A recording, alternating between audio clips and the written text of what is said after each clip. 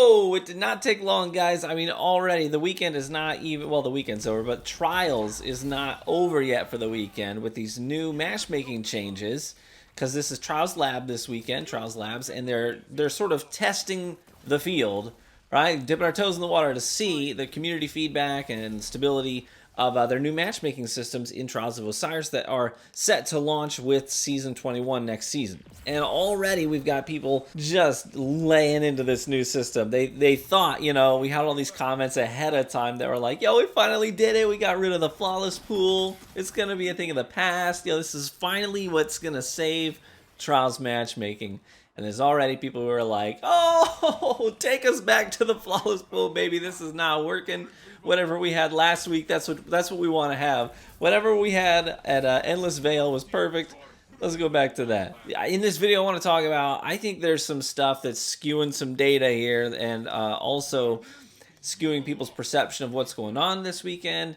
And my sort of upfront statement would be, hey, I think I want to give these changes another shot, but not here under these conditions. I think the conditions, more so than the matchmaking changes themselves, led to some really bad stuff going down. So in this video, we're going to dive into what some of those factors have been. You know, some of the feedback that I've seen about this weekend has to do with solo queuing, duo queuing, and queuing as a full team of 3, and how that's played out for some folks. And the general consensus that I'm seeing is that it seems to have been inverted, where previously with the flawless pool active and with team-based matchmaking active, it seems that running as a 3-stack, as a team of 3, maybe not even necessarily a stack, but running as a pre-made team of 3 sets you up for the most sweaty experience possible. That was my experience in the previous weeks because, I mean, it's just the nature of it. When you take the solos and the duos out of your matchmaking pool as a team of 3, that just leaves you with other full teams of 3, people who have synergy, who have a plan. So it tends to be much more of a sweaty experience, tougher experience.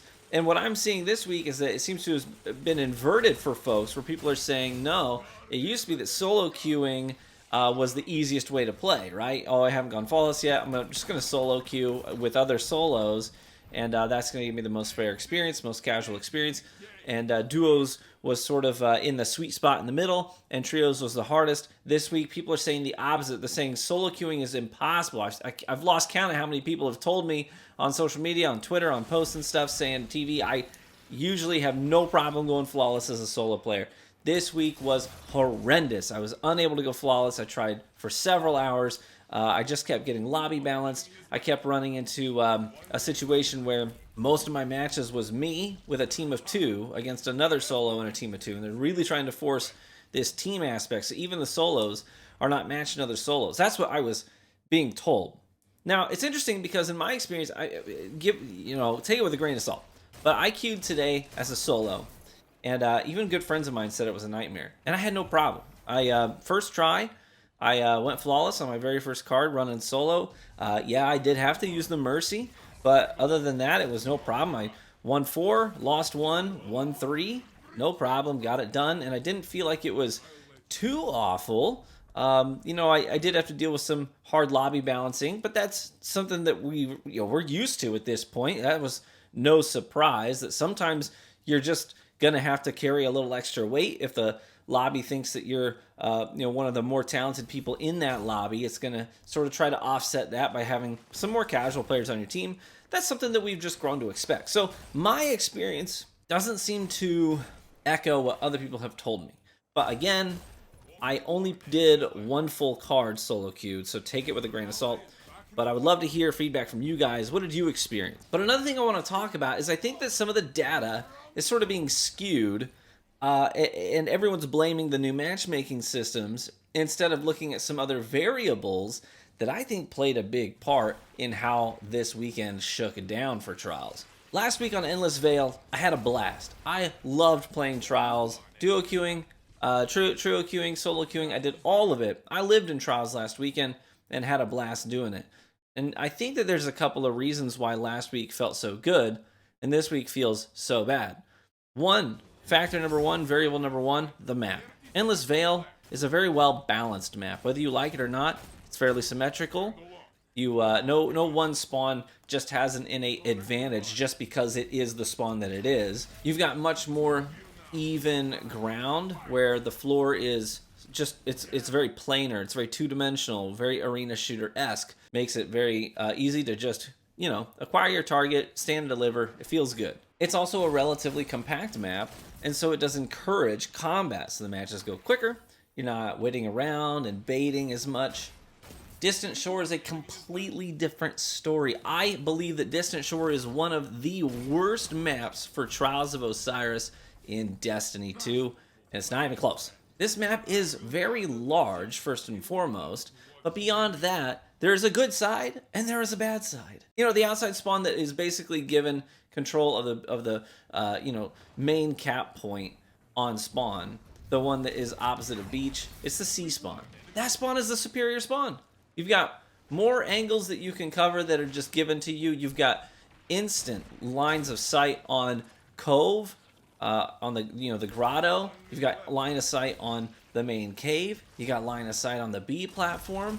You've got line of sight on the rotunda. I mean, everything is given to you. Every major lane you have access to right off the rip. It is a superior spawn. And beyond that, the map is very campy. It's a very slow map to play because since the outside spawn has access to all of those lanes right off the rip, that means that people are much more nervous to peek. And so you're going to get tagged by things like Cloud Strike the second you slide into the cave. The other team's already posted up and hard scoping it. Or maybe you jump to the B platform. Guess what? The team that spawned outside, they're already standing hard scoping it.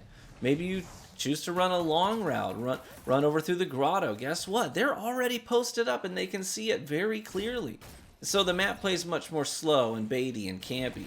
And that's definitely a factor. And that is definitely also reflected in the weapon usage here. This is the first time Immortal's been this low since it came out. You look at Endless Veil and the percentages, almost a quarter of all of the kills in Trials were SMGs, and the overwhelming majority of those were the Immortal.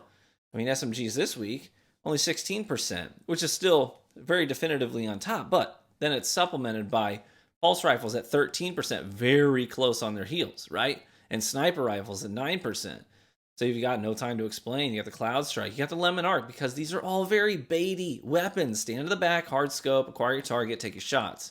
Easy peasy. So variable number one is definitely the map. Made this weekend feel a lot worse. The next thing I would say is that the slowness was only intensified by the fact that it's zone cap trials, right?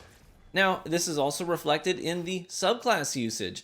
You look at Endless Veil, and it was very Arc Titan was on top, followed by the Solar Hunter. I mean, it was very aggressive builds that are all about combat. Do big damage and do it fast.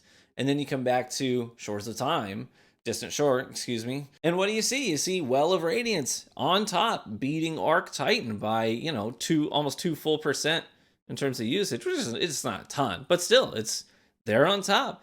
And then Void Titan usage comes up quite a bit as well from where it was in the previous week to a 12.2% usage rate, because obviously Bubble is good for capping the zones. And so with people playing much more defensive builds, it's also going to slow things down. Zone cap does tend to have that tendency. Variable number 3 that I think is playing into why this weekend felt worse is the fact that there's not highly desirable loot.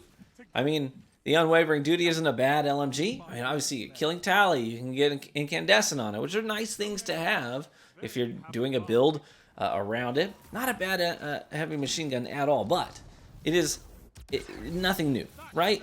It's not highly desirable at this point. It's been around for a while. If people really wanted to have a build around this thing, most of them already have that done and taken care of. So because of that, there's not a huge draw to pull a lot of players in. And I'll be interested when this weekend fully concludes and we can look at the full player counts, but I have a feeling that you're not going to see 400,000+ players like we did on Endless Veil. And then on Burnout, we had over 500,000 at 554,000 players. On Javelin 4 before that, we had 542,000 players. I have a feeling of all of those weekends, this one is going to be the lowest player count, and I think it's going to be by quite a big number. So the long and the short of it, for me, is essentially this. My experience was not bad. I had some pretty sweaty cards early in the weekend, doing lots of duo queuing, but I managed to go flawless several times. I managed to have a good time doing it, managed to play solo, and everyone said you're only going to match with duos when you solo queue, and that only happened to me on one of my games. Every other game was all solo players, and it felt fairly balanced. So I would be willing to give these changes another shot. Now, obviously, that's in a couple of weeks. We're going to have another shot at it, and we'll get to try trials with these matchmaking changes as well then. So I'll be interested if they can manage to make the loot desirable that weekend, or at least have it be a good map. Then I think that maybe we'll get a better understanding for these matchmaking changes. They may be bad. Maybe they are. Maybe the community is going to say, nope, we're going to double down. This doesn't feel good. But for me, it's too early to call. I want to give these changes another shot. I feel like any feedback I could give right now would just not be accurate because it's being influenced by all those other variables that made this weekend feel kind of poo-poo. Because I hate this map. I really, really hate this map. And I'll be happy to play literally anything else. But I want to hear from you. I want to hear your feedback. What was your Trials experience like this weekend? How did you feel about it? And what changes do you think maybe we could make as a community? What feedback can we give about changes that we would like to see to this system? Let me know in the comments below. Always happy to read those, even the ones that aren't nice. I appreciate that you're commenting anyways. It's helpful at the end of the day.